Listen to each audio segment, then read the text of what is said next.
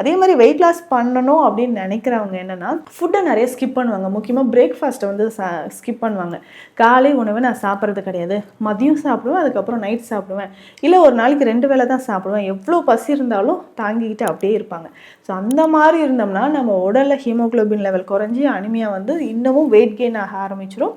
அதனால் ஒரு நாளைக்கு 3 வேளை கொஞ்சமாக நம்ம சாப்பிடணும். சாப்பிட்ற உணவில் ஃபைபர் கண்டென்ட் நிறைய இருக்கிற மாதிரி பார்த்துக்கணும். ஸோ சமைக்காத உணவு அப்படின்றது ஒரு நாளைக்கு ஒரு வேளை சாப்பிட்டுட்டு வந்தாலும் ரொம்ப ஈஸியாக நம்ம உடல் எடை குறைய ஆரம்பிச்சிடும். ஸோ முளைக்கட்டிய பயிர்கள், பழங்கள், காய்கறிகள் இதை மட்டுமே காலையில் பிரேக்ஃபாஸ்ட்டாக எடுத்துகிட்டு மீதி 2 வேளையும் நம்ம வந்து சமைத்த உணவுகள் நிறைய ஃபைபர் கண்டென்ட் இருக்கிற மாதிரி மில்லட்ஸ், நம்மளுடைய பாரம்பரிய அரிசி வகைகள் இது எல்லாமே உணவில் சேர்த்துட்டு வந்தோம்னா நிச்சயமாக நம்ம உடலில் இருக்கக்கூடிய பேட் கொலஸ்ட்ரால் எல்லாமே கரைய ஆரம்பிக்கும்.